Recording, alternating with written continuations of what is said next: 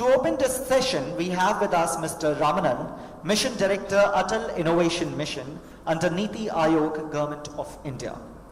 Mr. Ramanan is the Mission Director of the Atal Innovation Mission, a national innovation initiative under the NITI Aayog. He was previously Managing Director and Chief Executive Officer and member of the Board of Directors for CMC Limited, a subsidiary of the globally acclaimed Tata Consultancy Services. He played an instrumental role in the growth of TCS and a variety of responsibilities ranging from software product development, technical marketing, global business development, and general management of large delivery centers of TCS. I would request Mr. Ramanan to please come forward on the dais and address the gathering and throw lights on the policy moves the government is intended to take, and also talk of ways to strengthen collaboration among different players. It is indeed a pleasure and a privilege for me to be here and spend a few moments with you on a topic that is extremely important to every one of us here in this room and beyond. Education is, after all, the birthright of every human being. It is a fundamental need for us to be able to survive in this society and to thrive in this society. Nelson Mandela said that education is the most powerful force, more powerful than any other weapon that you can have to change the world. And I hope all of you here who are going to partake in this session and beyond get a feel of how important it is when we talk about education and the quality of education. We have 1.3 billion people in this country.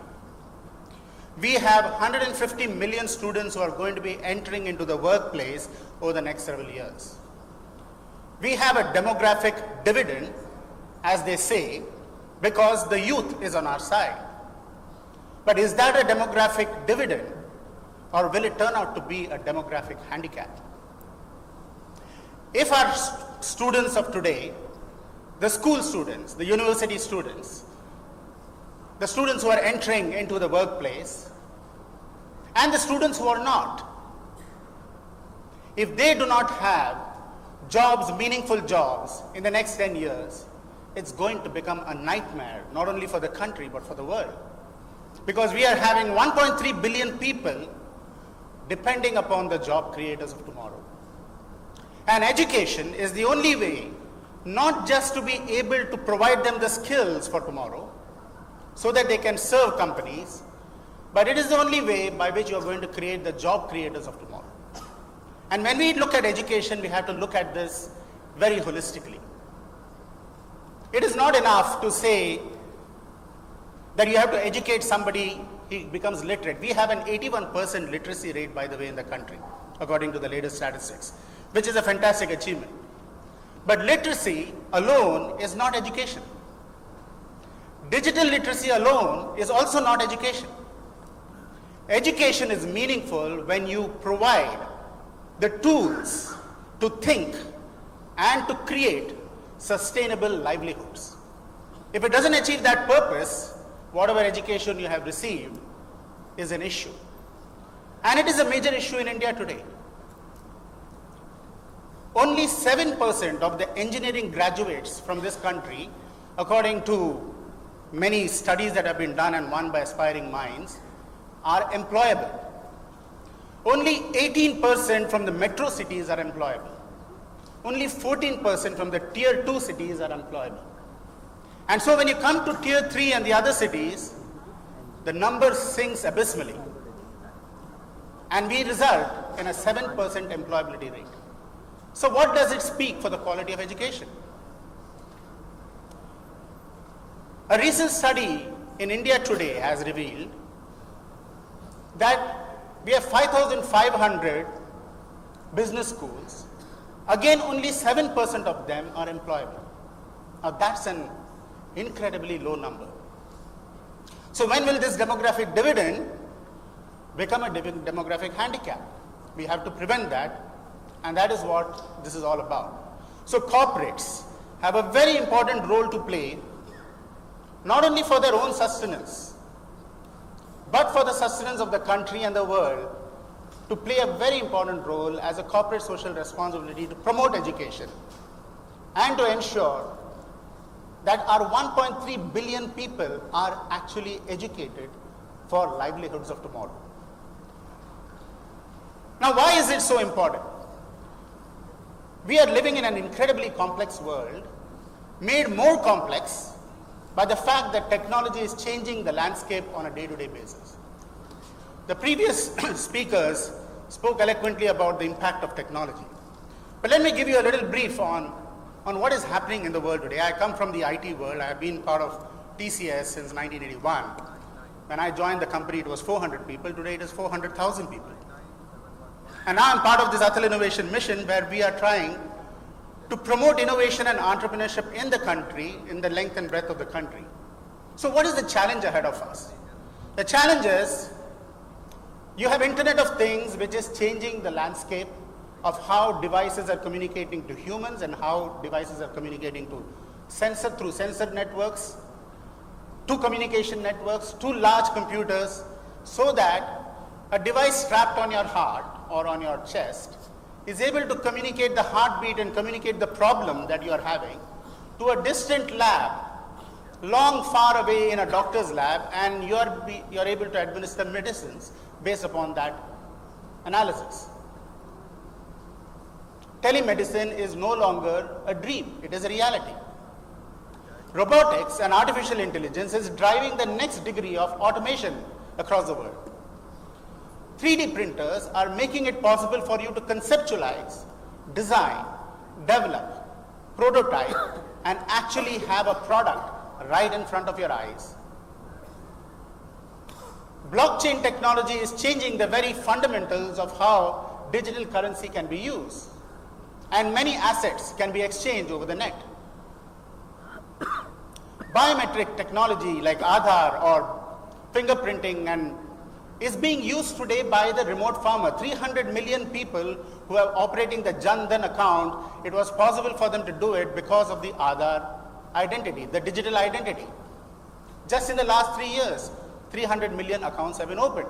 So do not think that the farmer in the remote part of the country is not digital savvy. He is digital savvy enough to be able to operate his mobile and his bank account and has enough knowledge, but how do you supplement that? And how do you complement that with opportunities for him to create and have jobs of tomorrow? So all these technologies are rapidly changing business models. They're rapidly changing the landscape. They're rapidly changing the workplace that you're working on. And if you're not ready to give them and equip them with the skills of tomorrow, we have a huge problem in front of us. So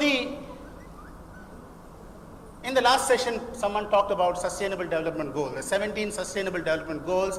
And what does this mean? It means you need this in order for the world to survive, for this planet to survive, for the people to survive. The fourth goal in this is education. But I would put it first, because education is necessary for you to be able to meet all the other goals. You wouldn't even know how to meet the other goals if you're not educated enough to understand how those other 16 goals can be met. So quality education is extremely important. It is a key enabler for meeting all other SDG goals. So this session is very important to all of you who are attending, and I hope to all those who are not. Now, it is not just an Indian challenge. Education is a global challenge, so we need not feel very bad about it. It's a problem across the world, but because it's a problem across the world, we have to still feel worse, because if that problem is not solved, it's going to create problems for us. And look at the statistics. I would like to draw your attention to two statistics here. 758 million adults in the world, 15% of adults, lack any literacy skills. 2/3 of them are women. A great disservice has been done to the women across the world in education. 14% of the youth and just 1% of the poorest girls complete secondary education in low-income countries. Now that's a frightening situation. So we are talking about those who complete secondary education, but you have 263 million children and youth who are out of schools, and you have 35% of out of school children live in conflict related areas. So I hope the magnitude of the problem manifests itself through these statistics. What are the challenges? The Indian statistics I don't want to narrate. You have enough data with you in your notes. But what are the basic challenges, the Indian education challenges that we have? First and foremost, you don't have access to quality education. Secondly, you don't have availability of affordable education. If you want good education, it is costly. You have to go to the private schools. The government schools have still to measure up to the standards that the private schools, some of the private schools have. And so it becomes very costly. Lack of proper schools in rural India. As a part of Atal Innovation Mission, I have been visiting various schools across the country. And it is indeed a sad situation in some of the cases where you go to some of the hilly districts and you go to the coastal districts, or you go to some of the remote parts even of Jodhpur and other areas which are near desert areas, there is neglect in the infrastructure as well as quality education. Lack of practical knowledge being imparted. Much of our syllabus has not been changed for the last 12 years. And technology has advanced so much. If those skills are not there with the children today, they're not going to be able to achieve anything significant tomorrow. Lack of adequate funding, lack of quality teaching staff. This is a big issue. Teachers training. The teacher, according to me, the most noblest profession of all is teaching. Why? Because it is the only profession where you don't hold anything back to yourself. You give everything that you have. Whatever you know, you share. No other profession, you share everything because knowledge is power. It gives you certain equity. It gives you certain benefit. But for a teacher, the value is a lifetime value, and yet we neglect the salary of the teacher. So that's a big issue. Lack of quality teaching staff, large number of dropouts, outdated syllabus, lack of optimum student-teacher ratio. All of these are well-known problems. However, the good news is focus on education has strengthened. There is great awareness being built. Skill India, education forums, you have a whole number of things which are happening in the government. Is this? So education through digital platforms is becoming an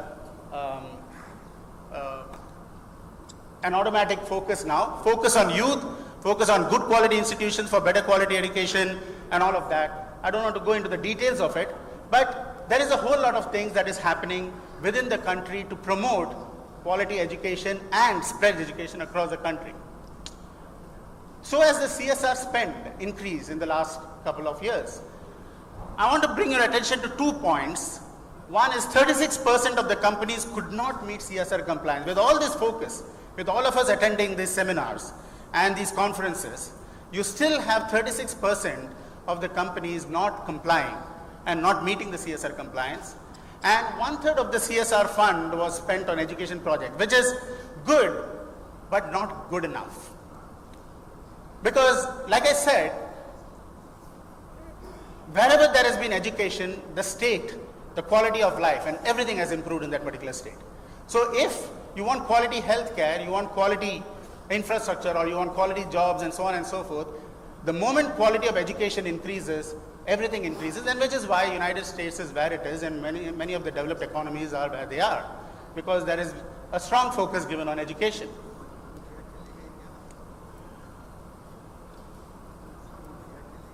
But if you take a closer look at even the CSR funding that is happening and look at the details, you find that a lot of things get classified as CSR for education, but is really not promoting education. So it is important for us to be aware that yes, infrastructure is important and that qualifies. Giving technology is important, it qualifies. But many of these are often thought that that is good enough and you are supporting. You cannot unless you address all the other issues. And what is the fundamental issue we are trying to talk about? We are talking about education as a means of creating sustainable livelihoods. So that is a lot more than just creating the necessary infrastructure or spending money on these things. What is the need of the hour? Market relevant job enabling vocational training, continuous mentoring, curriculum development, teacher training, practical hands-on learning, ICT in classrooms, and so on. Now these are well known, but what is the government trying to do about it? Is there something that we can do about it? And that is where the Atal Innovation Mission comes in. The Atal Innovation Mission realized that there is a big gap in what is being taught in schools and what is being needed in the jobs of tomorrow. And to address this, the Prime Minister said we have to have a drive for innovation and entrepreneurship in this country. So the Atal Innovation Mission's main purpose and main goal is how do you promote innovation and entrepreneurship? Now why is innovation and entrepreneurship so important? Going back to the fundamental cause that you have to create the job creators of tomorrow. And if you want to create the job creators of tomorrow, you need the innovators. India has never lacked for innovators. India has had fantastic scientists. We have people, you have Sundar Pichai heading Google. You have Satya Nadella heading Microsoft. You have President Abdul Kalam, who came from a remote district of Rameshwaram and rose to become the president of the country and the greatest scientist that India has produced. So India has never lacked for innovators. But what India has lacked is an innovation ecosystem, which is why when these innovators go abroad and they find the innovation ecosystem, they thrive and they become great and they become the leaders. So can we create the same innovation ecosystem in our country, which is going to ensure that the students of today become the innovators of tomorrow? So for this, a holistic approach has been adopted. Three things are required. Immediate intervention. You have a number of incubators. You have a number of startups in the country. But most of the startups in the country have a problem. They go through a valley of death if they are not supported at the right time, either due to lack of venture capital or due to the lack of funds or due to the lack of mentoring networks or due to the lack of technology access and research labs and so on. So what they encounter is a valley of death in which the startup goes down and it never comes up, even though it was a brilliant idea to start with. So the government realized that we have to set up world-class incubators in this country which can provide this support to startups, and up to 10 crores of grant is being given by the government to each successful applicant from an engineering or a science institution. There are 10,500 engineering institutions in this country. We have 110 cities which have been marked as smart cities. But if you don't have an incubator and a startup in a smart city, where is the smartness going to come from? Where is the innovation going to come from? Where is the next job creator going to come from? So it is important for us, when we are looking at this entire world-class incubators being set up, we are setting it up across the smart cities, across various states. Let us say the top 10 engineering institutions or science institutions in every state, if they don't have a world-class incubator, how are you going to encourage the students from these universities, create startups, and thereby leapfrog into the innovators of tomorrow? So this is the first intervention that the Atal Innovation Mission is doing. The second intervention is a long-term intervention. How do I create an innovative problem-solving mindset in the school students? So we are setting up Atal Tinkering Labs across the country. 1,000 tinkering labs have already been set up in schools across the country. Now what is an Atal Tinkering Lab? An Atal Tinkering Lab is a workspace where you have the latest of technologies like 3D printing, remote sensing devices, IoT sensing devices, miniaturized electronics, robotics, do-it-yourself kits, where the students from grade 6 to grade 12 can actually tinker with these technologies and learn the solutions for tomorrow.